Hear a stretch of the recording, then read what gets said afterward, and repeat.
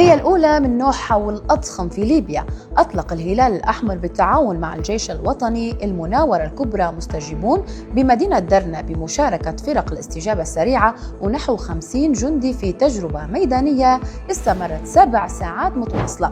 وجدت المناورة لتعزيز قدرات فرق الإنقاذ والإسعاف الميداني واختبار خطط الإخلاء والتنسيق بين الجهات الوطنية، بما يؤكد أن الاستعداد المسبق هو خط الدفاع الأول أمام الكوارث. المناورة حاكت سيناريوهات معقدة للكوارث الطبيعية وأثبتت قدرة الهلال الأحمر الليبي على التعامل مع الأزمات بكفاءة عالية حتى في أصعب الظروف، وحتى تكون التجربة رسالة عملية على أرض الواقع.